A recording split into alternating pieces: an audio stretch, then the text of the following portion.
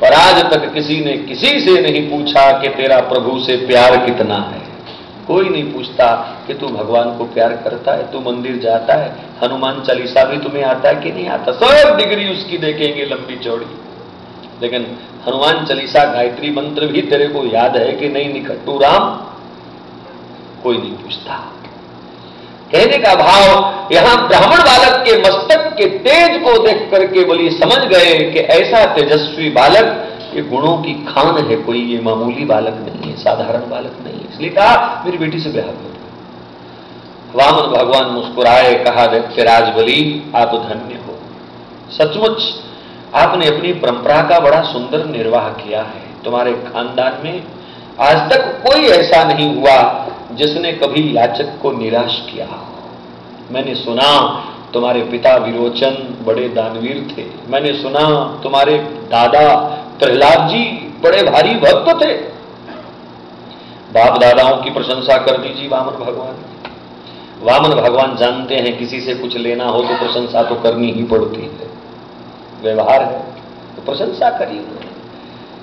बलि ठहाका मार के हंसा, कहा यार तुम देखने में तो छोटे से लगते हो लेकिन बातें इतनी सयानी सयानी, मेरे बाप दादा को भी जानते हो। बोले तुम्हारे बाप दादा को कौन नहीं जानता, उनकी कीर्ति पताका चारों ओर फहरा रही है, क्या कहने। और वही परंपरा आप निभा रहे हो, मैं बड़ा प्रसन्न हूं राजन आपसे, लेकिन मुझे ज्यादा कुछ नहीं चाहिए। मेरी मांग तो केवल 3 कदम भूमि है, 3 कदम, 3 पग भूमि चाहिए कुटिया बनाने के लिए। रात होती है, कभी कहीं सोता हूं कभी कहीं सोता हूं, एक कुटिया बन जाए तो आराम से बसर करूंगा। और 3 कदम इसलिए क्योंकि आदमी की लंबाई उसके अपने 3 कदम होती है, अपने 3 कदम, और राजन कोई दूसरा नहीं नापेगा। मैं छोटे कद का हूं, बौना हूं, ठिगना, और अपने ही पैरों से नापूंगा, मुझे फालतू नहीं चाहिए। कुल मिलाकर के बहुत आग्रह किया जी बलि ने कि आपको जरूरत क्या है कुटिया बरसाने की, बनाने की, मैं महल दे रहा हूं आपको, जिद छोड़िए प्रभु। कहा नहीं, मुझे केवल कुटिया चाहिए, वो भी अपने नाप की, क्योंकि बड़ा महल तो मिल जाएगा तो संभालना तो मुझे ही पड़ेगा, सफाई का रख रखाव का झंझट भी तो मुझे झेलना पड़ेगा, और भजन का समय मेरा खराब होगा। बस छोटी सी कुटिया, दिल बड़ा होना चाहिए। महात्मा कहते हैं घर छोटा हो लेकिन दिल छोटा नहीं होना चाहिए। अगर एक आदमी के लेटने की जगह है तो 2 आदमी बैठ के रात बिता सकते हैं, और 2 आदमी अगर बैठ के रात बिता सकते हैं तो 4 आदमी खड़े खड़े प्रेम से भी रात बिता सकते हैं। दिल बड़ा होना चाहिए। तो वामन भगवान को बहुत आग्रह किया बलि ने, बलि की एक ना सुनी। प्रभु ने 3 कदम की मांग पर अड़े रहे। कहा मैं संतोष नहीं छोड़ूंगा। असंतुष्टो द्विजा नष्ट, ब्राह्मण संतोष छोड़ दे तो नष्ट हो जाता है। राजा को कभी संतोष नहीं करना चाहिए, जितना आए प्रजा के कल्याण के लिए उसको कभी संतोष नहीं करना चाहिए। वो संतोष करेगा तो वो नष्ट हो जाएगा, और ब्राह्मण संतोष छोड़ेगा तो नष्ट हो जाएगा, ऐसी नीति है। तो बलि 3 कदम के लिए तैयार हो गए। कहा ठीक है महाराज, जाओ जहां से नापनी है नाप लीजिए अपनी ये सारी जमीन। वामन भगवान बोले देखो राजन, संकल्प से ही सिद्धि मिलती है।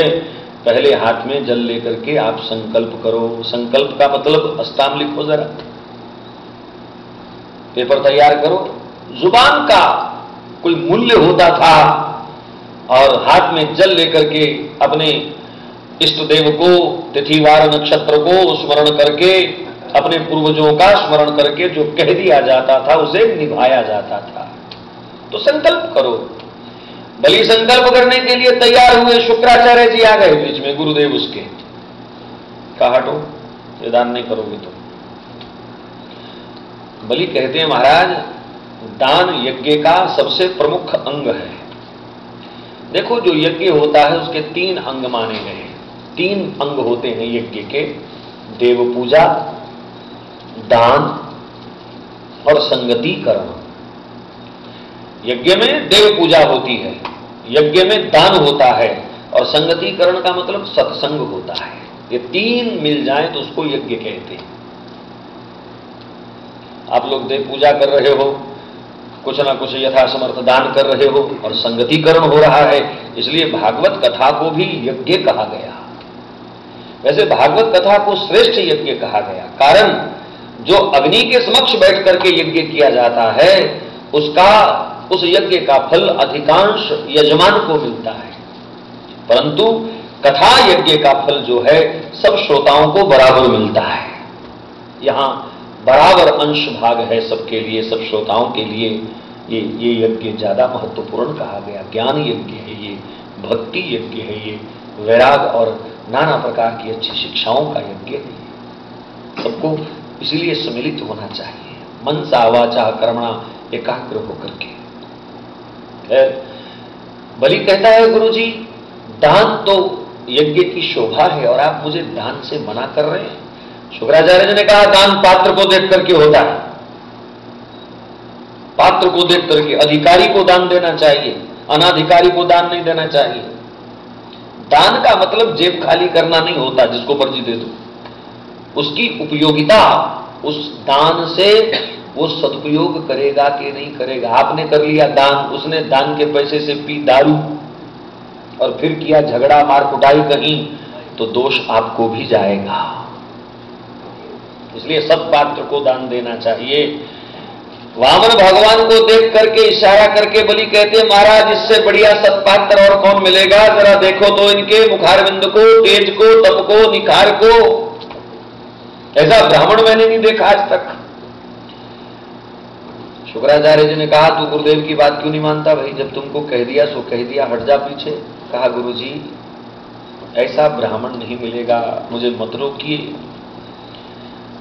आखिरकार शुक्राचार्य जी को सच्चाई बोलनी पड़ी। कहा बलि जिसे तू वामन रूप में ये बौना ठिगना छिटकू राम के रूप में देख रहा है ना, ये देवताओं का परम हितैषी विष्णु है। विष्णु 3 कदम में तेरा सब कुछ ले जाएगा। बलि बड़े प्रसन्न हुए। कहा गुरुजी अगर ये विष्णु हैं तब तो मैं दान अवश्य करूंगा।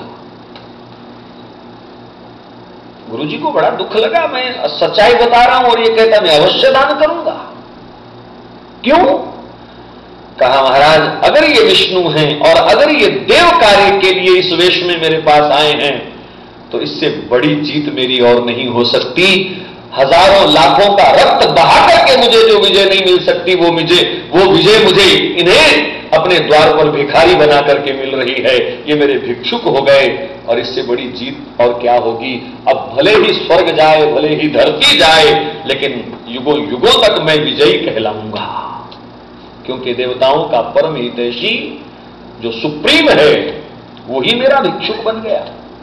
और कहा गुरुदेव दूसरी बात, भगवान विष्णु जगत के पालनहार हैं, सबको देने वाले हैं और जगत का दाता मुझसे मांगने आया है। ये शुभ अवसर में हाथ से जाने नहीं दूंगा गुरुदेव, ये सौभाग्य में जाने नहीं दूंगा।